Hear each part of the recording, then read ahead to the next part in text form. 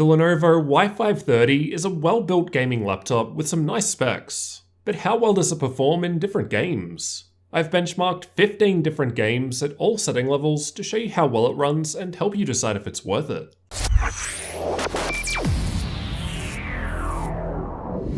Just quickly before we jump into the benchmark results, I'll cover off the specs in my unit. There's an Intel i5-8300H CPU, NVIDIA GTX 1060 graphics, and 16GB of memory running at DDR4 2666 in dual channel. It's also available with the i7-8750H or 1050 Ti graphics, so expect different results with different hardware. I was running Windows 10 with these NVIDIA drivers, so let's see how well it runs. Fortnite was tested with the replay feature, and even at epic settings, it was still playing perfectly fine, able to average 80 FPS with 50 for the 1% low, and then well over 100 FPS at the lowest setting levels. Overwatch was tested playing in the practice range, and again easily playable at all setting levels, with over 100 FPS possible here. So it was playing quite smoothly with a 1% low that was still quite high, and over 200 FPS averages were possible at lower settings. Battlefield 5 was tested in campaign mode and not in multiplayer mode, as it's easier to consistently reproduce the test run. It played well enough at ultra settings, almost able to average 60 FPS, but I thought that it played best with medium settings or below.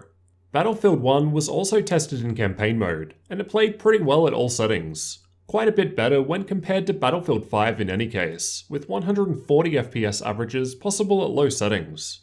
Shadow of the Tomb Raider was tested with the built-in benchmark, and this test was able to average just under 60 FPS at medium settings, and then in the mid-80s with the lowest setting preset.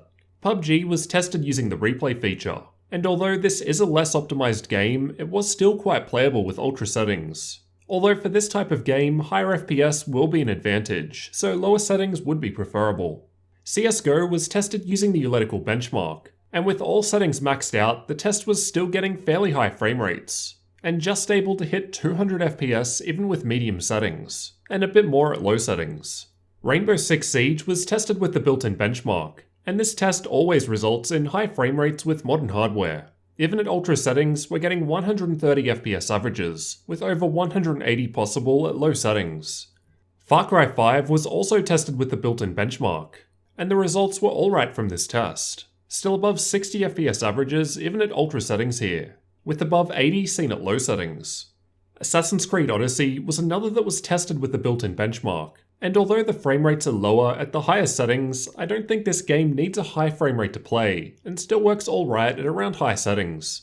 Dota 2 was tested using a fairly intensive replay, so this should be a worst case scenario. These results are not the same as actually playing the game, which would result in higher performance. I did play a quick game with ultra settings just for comparison, and it was averaging around 110 FPS with not much going on. Watch Dogs 2 is a demanding game, but it doesn't need a high frame rate to play. As long as I can get over 30 FPS, it plays fine. So it was perfectly playable at ultra settings, although I don't think you visually get much extra after very high settings anyway. Ghost Recon is another demanding game and was tested using the built-in benchmark, and we're seeing alright frame rates for this game at very high and below, with 60 FPS averages possible with high settings in this test. The Witcher 3 played alright with ultra settings, still able to average 60 FPS and then even able to hit 100 FPS at medium settings. Doom was tested using Vulkan, and as is usually the case in this game, it played perfectly smoothly even at ultra settings, almost averaging 100 FPS maxed out in my test. All of the games tested were easily playable with good settings and decent frame rates, thanks to the i5-8300H, GTX 1060, and dual-channel memory configuration. Despite being a couple of years old now, 1060 graphics are still a great option for 1080p gaming with decent settings.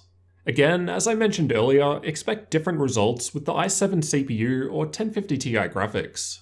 I haven't yet tested undervolting or manual overclocking, as this will vary between laptops based on the hardware, but I'll cover those in future videos along with detailed temperature testing. This is just how the laptop performs out of the box in a number of different games, as this is likely how most people will probably end up using it. But don't worry though, I'll definitely be covering more in future videos. Sorry it took so long to get to the Y530. I had to buy it myself as I haven't been able to get in contact with anyone at Lenovo. So how do you guys think the Lenovo Y530 gaming laptop did in these games? As we've seen, the GTX 1060 with i5-8300H is a great combination for 1080p gaming with decent settings, and we're able to get pretty nice performance from this laptop. Let me know what you guys thought down in the comments, and don't forget to subscribe for the full review of the Lenovo Y530 gaming laptop, as well as future tech videos like this one.